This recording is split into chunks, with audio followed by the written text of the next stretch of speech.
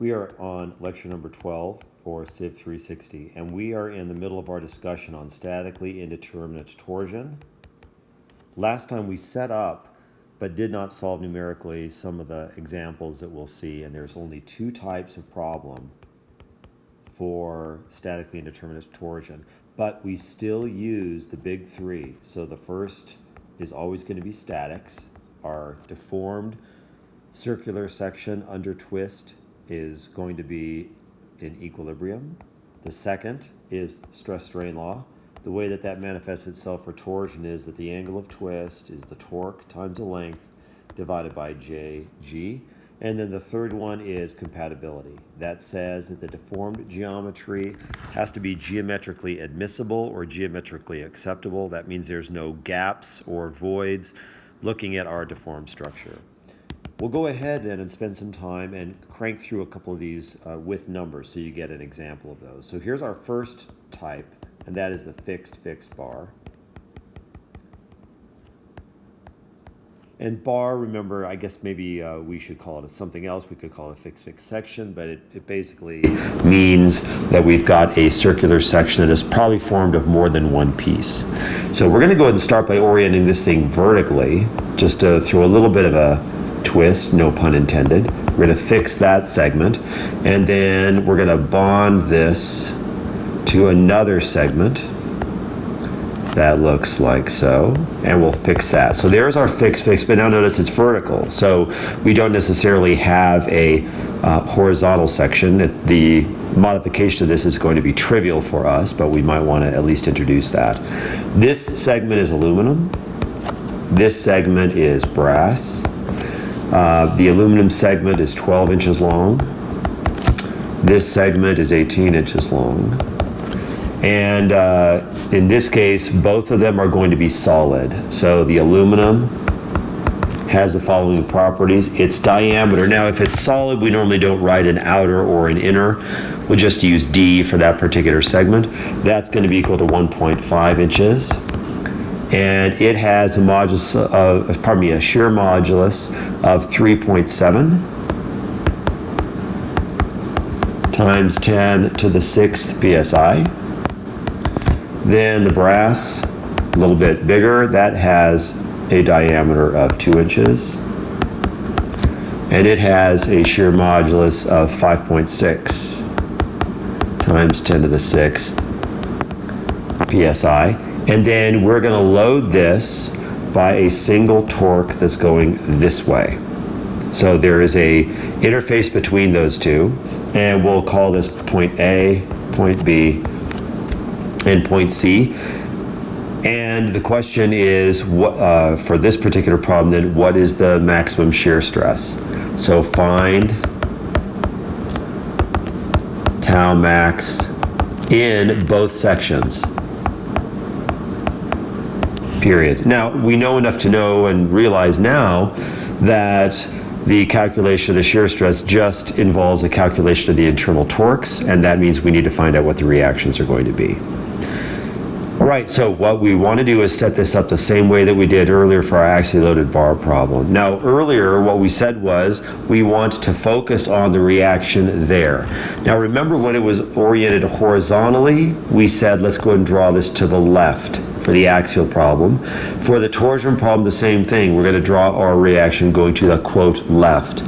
But now our system is going up and down. So we're going to do the same thing now. We're going to make it go to the left if we were to take this segment and rotate it down so it's lying flat on the ground. Or I should say flat on the horizontal axis. So we want to draw the reaction at A going this way.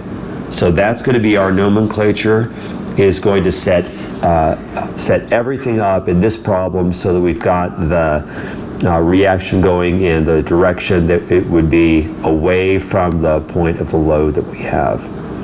So in this case then, let's go ahead and call the reaction, let's go ahead and say R1. We could have called it R at A, that's fine. And let's go ahead and put the second reaction in the same direction. And as we found last time, we rarely need this.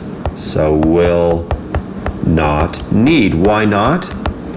Because everything that we're going to find in internal torques is going to be in terms of R1. All right, so let's set this thing up. The first thing, I'll call it, since I've used number 1 to describe our problem type, we'll say A, we need the statics.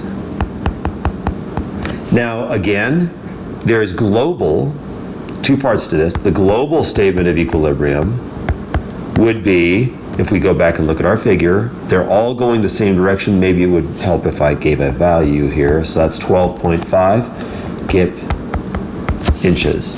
So they're all going the same direction. So the global statement of equilibrium would be R1 plus R2 plus 12.5 is all equal to 0.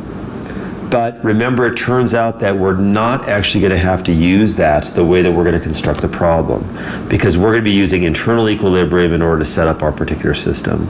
But it does show us that we have 2 unknowns and only 1 equation of equilibrium.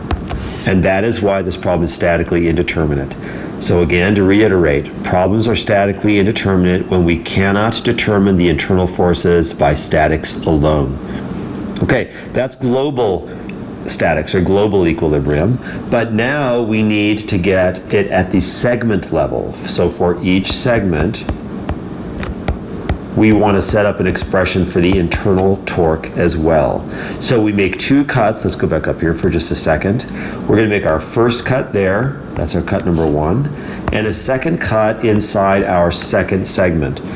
This problem, remember, in doing these problems, we want to count each segment where the torque, the value of J or the value of G is going to change.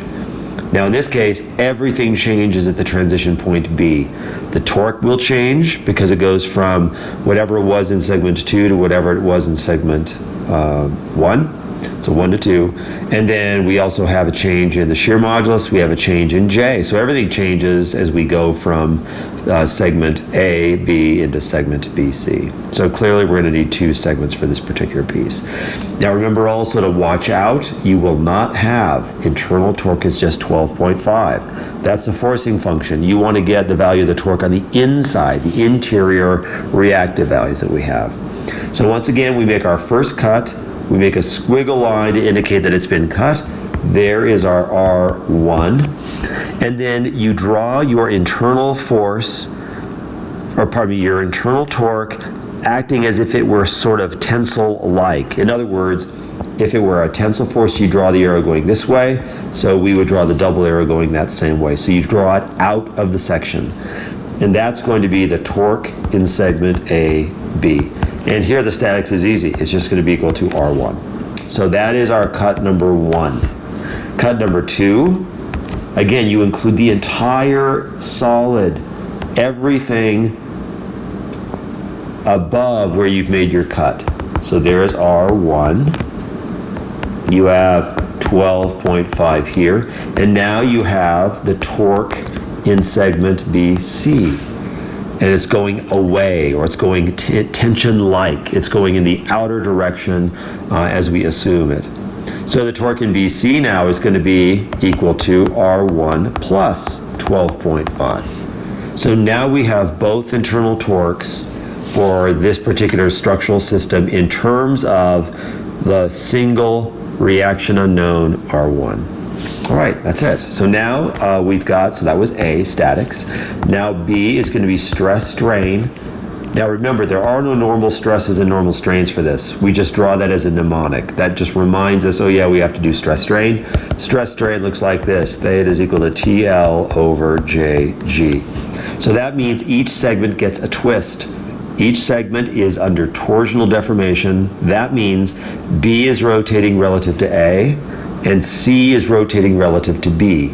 So we would say that theta of B relative to A, but remember A is fixed. So a lot of times we'll just write that's going to be as theta is equal to B. That would be also okay. And that's going to be the TL over JG for segment number 1. But now let's put in the numbers, since we've got that for, we're doing it for the first time here.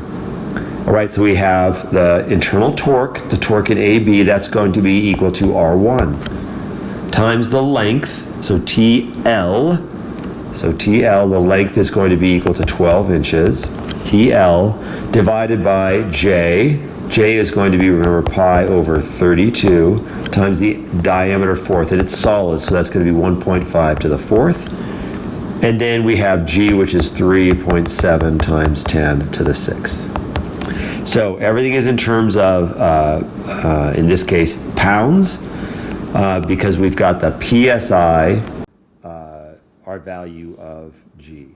So that's going to be in terms of PSI. So that means R1 is going to be in terms of pounds. So we've got to watch that because our applied load then is going to be equal to 12.5 kip inches. So now we've got theta of C relative to B. Now remember, in this case, C is fixed. So it's really, as we're looking at this, it means that the total twist of the second segment. So it looks like it's kind of funny because you would think that, well, theta C isn't rotating, but it is rotating relative to B because if we use some sort of rotating frame.